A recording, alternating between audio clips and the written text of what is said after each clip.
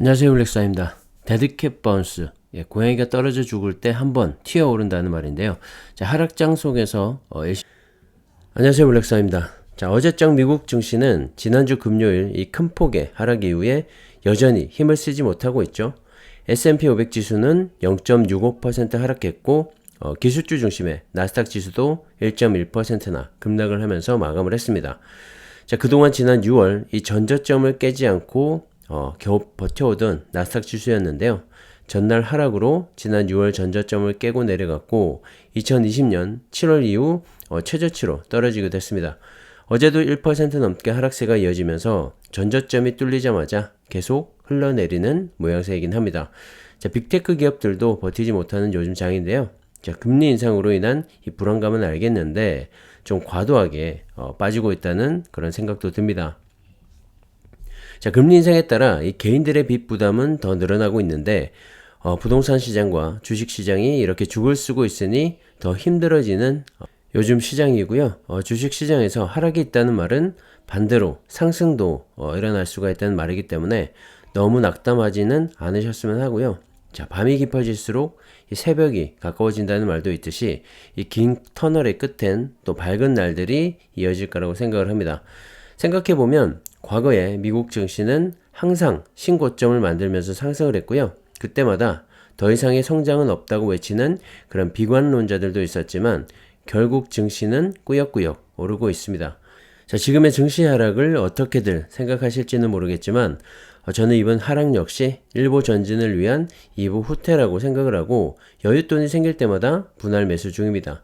자, 상승장에서는 누구나 쉽게 돈을 벌 수가 있는데요. 자, 이런 하락장을 만나게 되면 비로소 주식 투자가 어렵다는 걸 새삼 깨닫게 되죠. 자, 그래서 긴 호흡으로 투자하는 것이 이 주식 투자의 기본이라고 생각을 하고요. 자, 떨어질 때마다 손절하거나 갈아타면서 나의 피 같은 돈을 태워버리지 않기를 다시 한번 당부드립니다. 참고하시고요. 자, 반등을 모색하던 이 미국 증시가 하락한 배경에는 지난주에 발표된 미국의 9월 고용지표가 원인인데요. 자, 9월 미국의 비농업 부문 신규 고용은 26만 3천 건으로 전월인 31만 5천 건에 비해서 이 증가세가 확실히 둔화하긴 했습니다. 하지만 예상치였던 25만 건보다는 다소 높았고요. 그리고 가장 중요한 건 실업률이었는데 3.5%로 발표가 되면서 전월인 3.7%와 예상치인 3.7%를 모두 하회를 했죠. 자, 실업률이 낮아졌다는 건 아직까지 이 고용이 탄탄하다는 반증이기도 한 거죠. 자, 연준의 이 피벗에 대한 기대감이 나오고 있는 상황이었는데 예상보다 견고한 이 고용 지표 때문에 연준이 11월 이 FOMC 회의에서 금리 인상 강도에 대한 입장을 바꾸지 않을 것이다 라는 의견이 다시 한번 힘을 받으면서 시장은 또다시 이 불확실성을 마주하게 된 겁니다. 자, 주가는 곤두박질 칠 수밖에 없겠죠. 시장이 가장 싫어하는 것이 바로 이 불확실성이기 때문인데요. 어쨌든 이번 고용지표 발표로 인해서 연준이 다음 달에도 자이언트 스텝, 즉 0.75%포인트를 인상할 가능성이 높아진 건 사실입니다. 자, 이런 고강도의 금리 정책은 나스닥의 성장주들에 더 큰 부담을 주기 때문에 어제장 그리고 그제 나스닥이 가장 크게 빠진 것 같고요. 자, 전저점을 뚫고 내려갔기 때문에 사실 추가 하락도 배제할 수가 없는 그런 상황입니다. 자, 그래서 시장은 이제 13일에 발표되는 미국의 소비자 물가 지수, 즉 CPI 지수에 주목을 할 수밖에 없고요. 자, 그와 함께 발표되기 시작하는 3분기 이 기업들의 실적도 체크를 잘 해야 할 것 같습니다. 자, 이번 CPI 지수는 13일에 발표가 되죠. 바로 내일이고요. 한국 시간으로는 내일 밤 9시 30분 정도에 발표가 될 예정입니다. 자, 이번 발표에 따라서 미국 증시를 비롯한 전 세계 증시가 또 한번 출렁이지 않을까 생각을 하는데요. 자, 웬만큼 잘 나오지 않는 이상 연준의 이 매파적인 정책은 계속 이어질 것으로 보이니까 이 하루하루 주가에 너무 신경 쓰지 않는 것이 정신 건강에는 이로울 것 같습니다. 자, 시장에서는 이 9월 CPI 지수 전망치를 8.1%로 보고 있는데요. 자, 전달에 8.3%보다는 소폭 떨어진 수치죠. 일단 정점을 찍은 건 맞는데 이 하락폭이 적은 것도 연준에서는 신경이 쓰이나 봅니다. 자, 혹시 7%대 정도만 나와줘도 일단 한숨은 돌릴 것 같은데 또 한 가지 이 근원 CPI가 문제이긴 하죠. 지난번에 발표 때도 문제가 됐던 이 근원 CPI 지수인데요.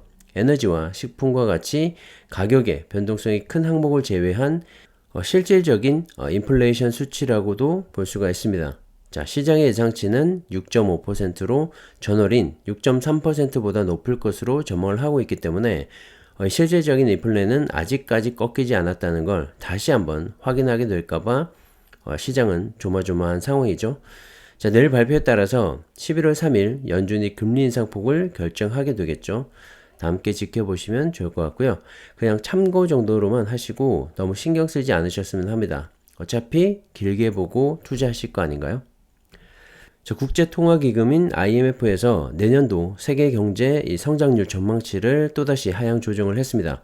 자, 2.7%로 낮춘 건데요. IMF는 지난 1월 내년도 성장률 전망치를 3.8%로 예상을 했었는데 4월에 3.6%, 7월에는 2.9%까지 낮추더니 이번에 또다시 0.2%포인트 낮추면서 연초 대비 1.1%나 낮아지게 된 거죠. 다시 말해서 내년도 이 전 세계 경기 침체를 예고하고 있는 거고요. 2001년 이후 글로벌 금융 위기와 코로나 팬데믹을 제외하고 가장 약한 성장 추이라고 합니다. 역시 수십 년간 보지 못했던 높은 인플레이션과 대부분 지역에서의 긴축 정책, 그리고 러시아와 우크라이나 간의 전쟁과 이 좀처럼 사라지지 않고 있는 코로나 이 팬데믹까지 경제 전망에 큰 부담을 주고 있다는 그런 분석이긴 한데요. 자, 팬데믹이라는 큰 산을 넘으면서 정말 많은 일들이 일어나고 있는 것 같습니다. 자, 세계 경제를 좌지우지하는 이 새로운 에너지원도 이번 팬데믹을 계기로 생겨나게 됐죠. 바로 전기차를 필두로 한 2차전지 배터리인데요. 자, 우크라이나와 러시아 간의 정말 이 타이밍이 절묘한 전쟁으로 인해서 안 그래도 높아가던 물가는 끝을 모르고 올라가고 있고 원자재 공급망 이슈 등이 또 터지기도 했죠. 자, 그리고 유럽은 러시아의 탈천연가스에 힘을 받게 됐고 자원이 풍부한 러시아는 고립되기 시작을 합니다. 자, 미국과 중국은 반도체뿐만 아니라 새로운 에너지원인 2차전지, 배터리의 패권을 차지하기 위해서 광물 경쟁까지 펼치고 있는 상황이고 음모론에서 보자면 이 모든 것이 계획된 그림이 아닌가 싶을 정도로 정말 딱딱 들어맞기도 하는데요. 뭐 어디까지나 추측일 뿐이니까 말이죠. 어쨌든 이러한 음모론을 배제하고서라도 지금 돌아가는 추세를 보면 앞으로 최소 10년간은 전기차를 비롯한 2차전지 배터리 분야가 가장 큰 주목을 받고 가장 크게 성장을 할 수밖에 없다는 겁니다. 지극히 개인적인 생각이지만 말이죠. 자, 하지만 최근에 통과된 미국의 IRA 법안, 즉 인플레이션 감축법을 살펴보면 충분히 이해가 가기도 합니다. 전기차 구매 시에 최대 $7,500 보조금을 지급하는데 조건이 있죠.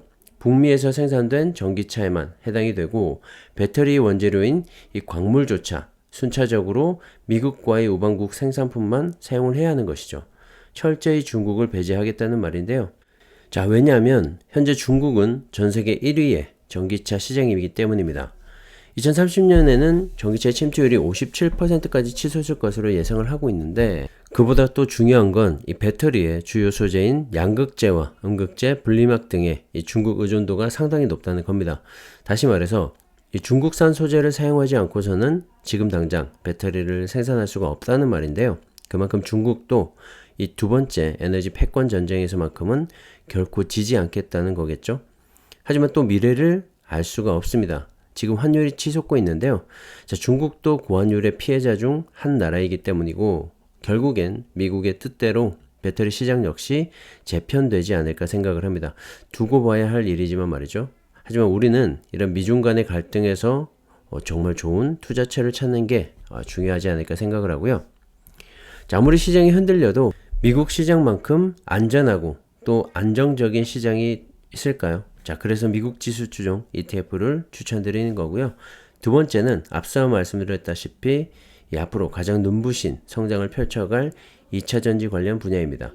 자, 미국이 중국의 밥그릇을 뺏어간다고 해도 절반 정도라고 생각을 하고요. 자, 나머지 절반은 이 배터리의 또 다른 한 축을 담당하고 있는 우리나라 기업들이 될 거라고 생각을 합니다. 자, 미국과 우리나라의 이 관계를 알 수가 있는 부분이죠. 자, 차이나 전기차 ETF나 타이거 2차전지 테마와 같은 ETF를 통해서 안정적으로 모아간다면 앞으로 큰 수익까지 만들 수 있지 않을까 생각을 하고요. 자, 제 의견은 그저 참고만 해서 투자에 도움이 되었으면 합니다. 자, 오늘은 여기까지 하겠습니다. 감사합니다.